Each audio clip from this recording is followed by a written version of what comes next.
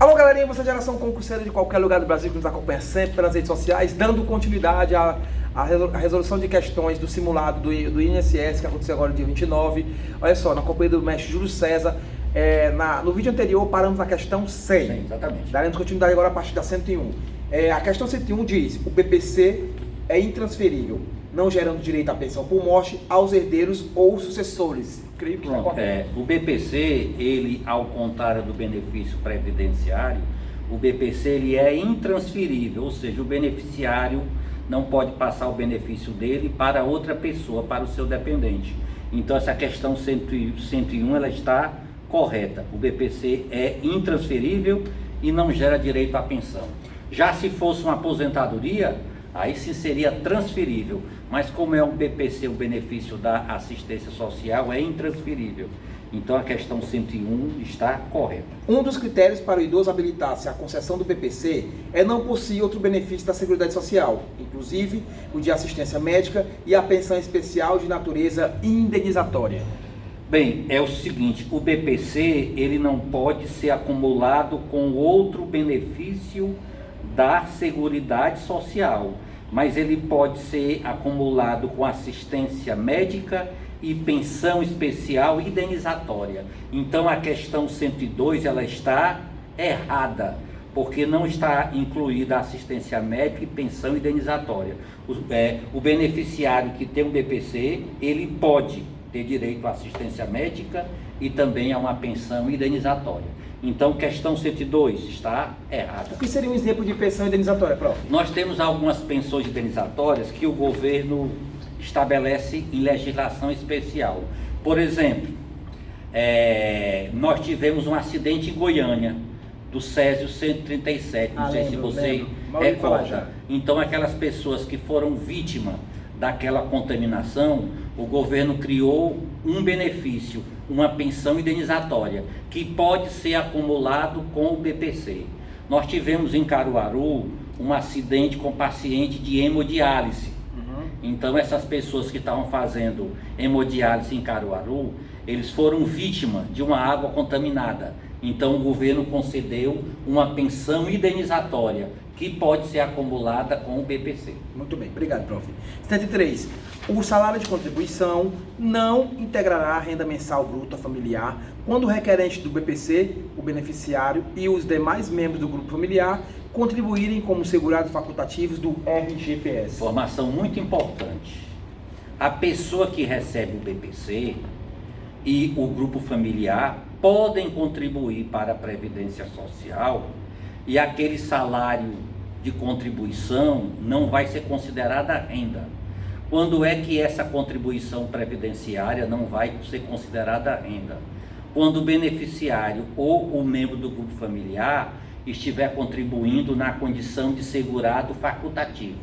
Por que não vai ser considerado renda? Porque nós sabemos que o segurado facultativo ele não exerce uma atividade remunerada. Então vamos imaginar que na família tem a mãe do beneficiário que contribui para a Previdência Social sobre um salário mínimo. Esse salário não vai ser considerado renda. Se nesse exemplo, a mãe do beneficiário, a mãe do requerente, estiver contribuindo como facultativo.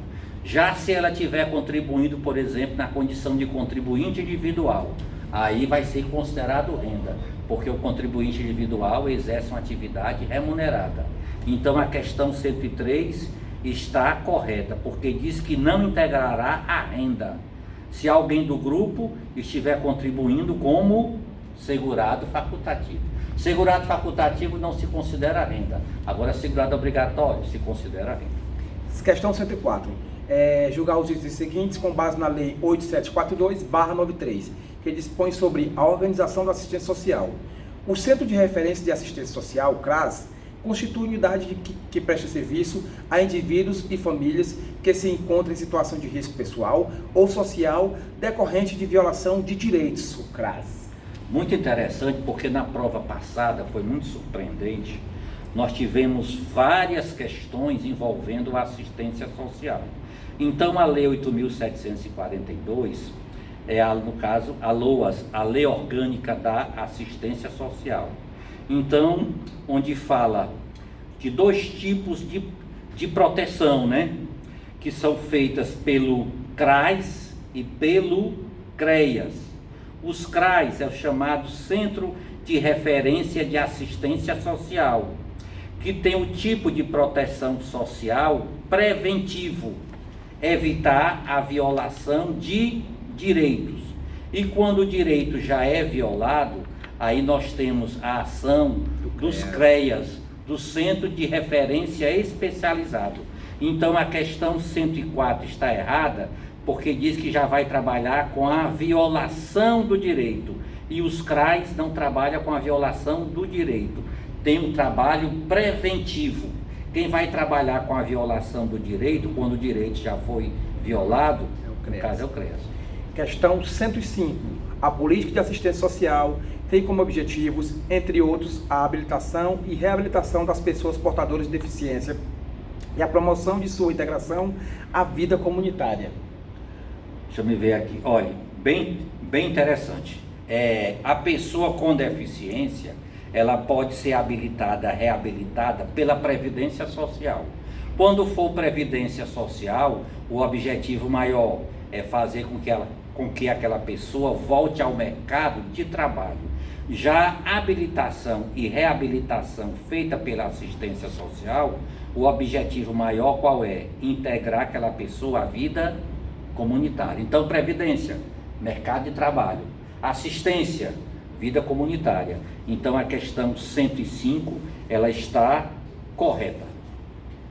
106. A assistência social, direito do cidadão e dever do Estado, é política de seguridade social não contributiva, que provê os mínimos sociais, realizada através de um conjunto integrado de ações, iniciativa pública e da sociedade, para garantir o atendimento às necessidades básicas. Pronto. A LOA, ela conceitua assistência social exatamente conforme está previsto na questão 106.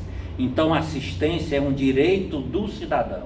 Aquela pessoa que necessita, ele é um cidadão e é um dever do Estado para garantir os atendimentos às necessidades básicas. Então, questão 106 está correta.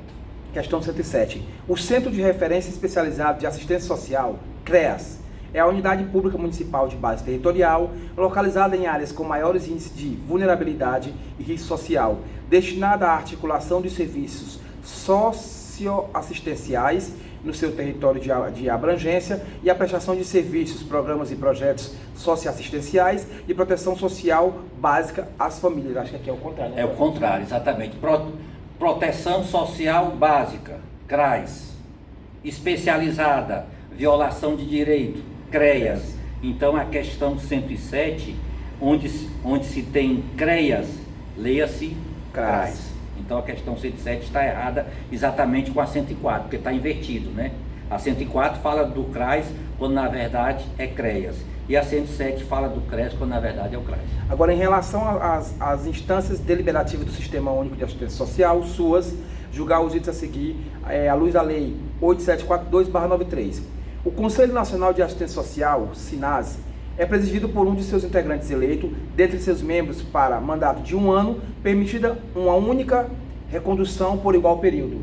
Lembrando que tem um princípio da Seguridade Social que fala do caráter democrático descentralizado. Por isso que na Seguridade Social nós temos os conselhos, Conselho Nacional de Previdência, Conselho Nacional da Saúde, e temos também o Conselho Nacional de Assistência Social, onde o presidente será um dos seus membros, permitido uma única recondução por igual período, ou seja, por 1 ano, né? Então, o presidente, ele é eleito entre os membros do conselho e ele tem um mandato inicial de 1 ano, podendo ser reconduzido por mais um, fechando os 2 anos.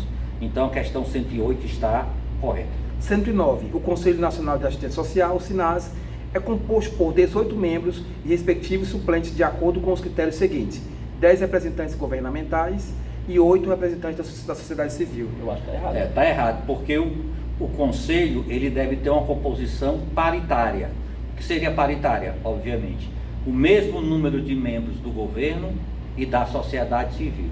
Então aqui está desigual, né? Aqui nós temos 10 do governo e 8 da sociedade. Se for paritário e são 18, deve ser 9 para cada lado. Para cada né? lado.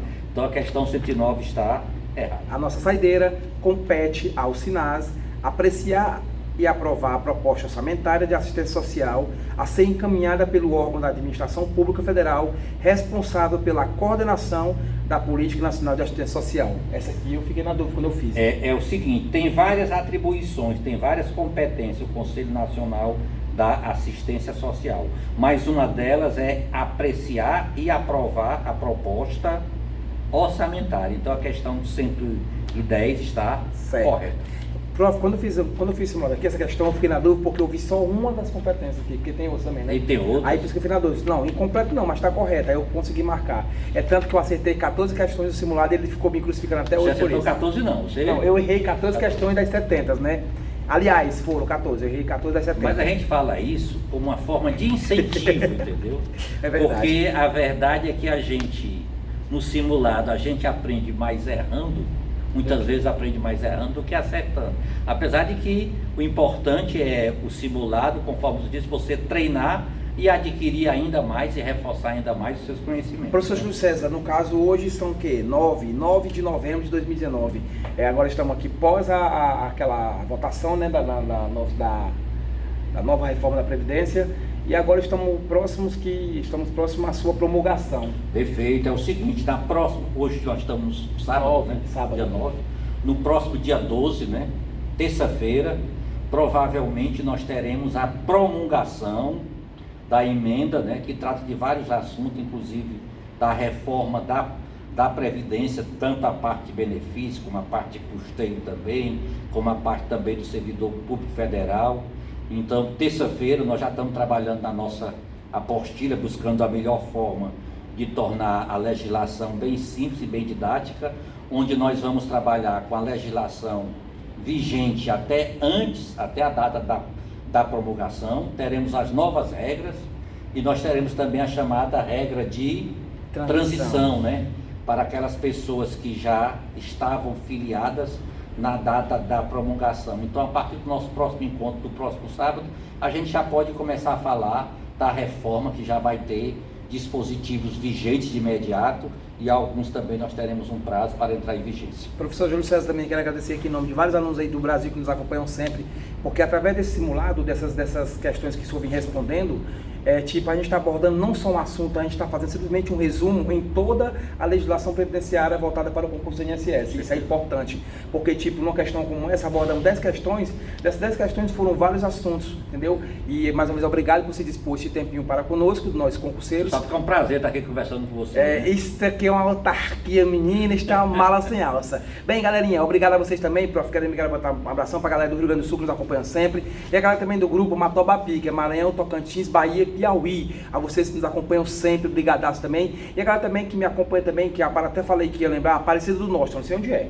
mas mandaram um abraço no canal do YouTube, Aparecido do Norte, também de Goianese, não sei onde é que fica também não, mas um abração também, sinta-se abraçado, prof, né? E a galera também lá de Cascavel do Paraná também que me acompanha também, obrigado a você que me acompanha, e a galera também de Rio Branco, do Rio Branco, e a galera também de Ouro Preto, Rio Branco no Acre e Ouro Preto, Minas Gerais, que me acompanham também essa semana, me deixaram lá, obrigado a vocês que nos acompanham sempre. Geração Concurseira, Colégio Estadual de Concurso, professor Júlio César, antenados, 24 horas, o Instagram é Júlio Souza 1967. Júlio Souza 1967, segue lá o professor, meu Instagram é @giliardo_show. E também quero aproveitar e mandar um abração pro meu tio Vanderlei do coração, a galera lá do Kiosk Samsung, lá no Norte da Avenida de Menezes. Você quer adquirir acessórios em geral, como cartão de memória, pendrives, películas, também notebooks e também os melhores smartphones do momento, como o Note 10 e o Samsung Galaxy S10, Kiosk Samsung, Norte da Avenida de Menezes. Valeu, um abração a todos vocês, tchau, tchau. Valeu, prof!